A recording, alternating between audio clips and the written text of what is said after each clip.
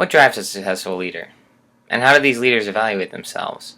Does effective professional leadership take time away from healthy personal relationships?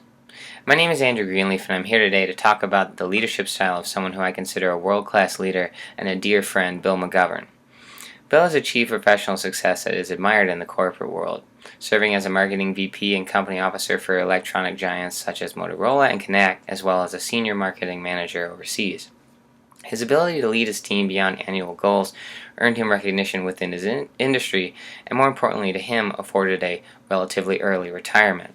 It also made him a natural choice for my leadership interview. As a family friend, I've always admired Bill's accomplishments, but I was most impressed with his gift for building productive, natural relationships. For this interview, my goal was to see what style of leadership Bill favored, and to compare his thoughts to the principles in the text. What's more, I wanted to see how Bill's experience led him to his style, and finally, I wanted to get Bill's philosophy on an issue that I'm highly invested in personally, that being the balance between professional leadership and a healthy home life.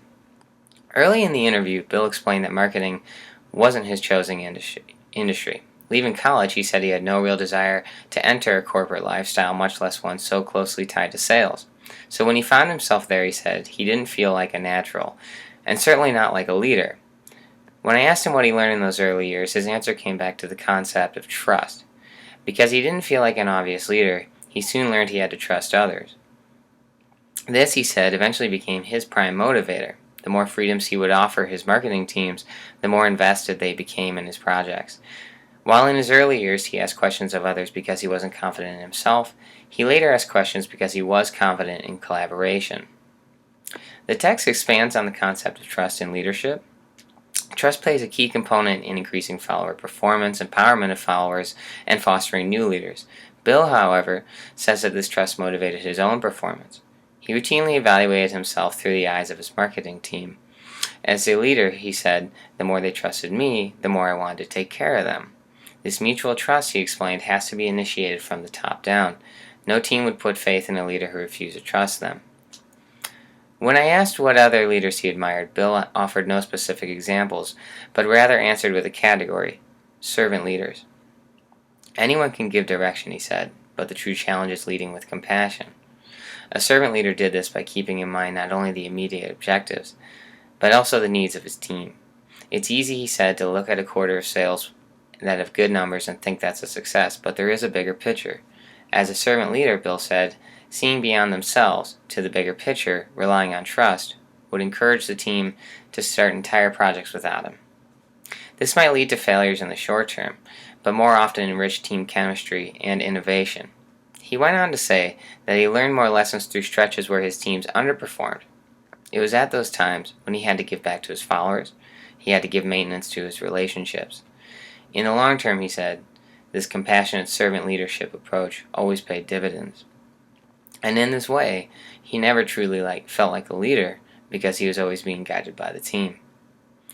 Having spent much of the interview discussing professional leadership, I asked Bill if he thought there was a correlation between leading in the workplace and a balance outside of it. He made clear that there is.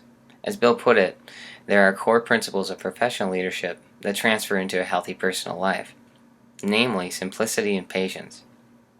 He says that keeping things simple is a must in leadership. This reinforces the textbook. If his plans are too complex, the leader's vision will be unapproachable to the team. That mindset, he said, is easy to bring home and promotes a simplified personal life. He also stressed the importance of patience, saying that in a busy industry like marketing, the only way to stay true to himself was to be patient. Without patience, you can't listen to people and you can't tolerate mistakes, he said.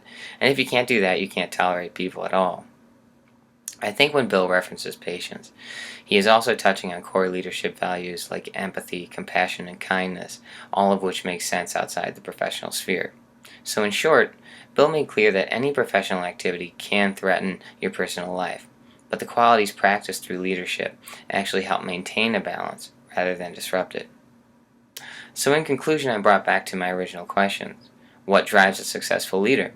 Well, as Bill puts it, it is the people around him and their shared trust that drives him to his goals. As I discussed, Bill made clear that his biggest gains came at a personal level, even when his department might be underperforming, and it was through this that Bill evaluated himself.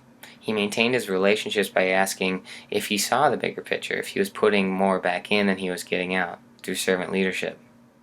Finally, when asked if successful professional leadership caused a drain on his personal life, Bill argued the opposite. The skills needed and installed by leadership are just as valuable outside the workplace.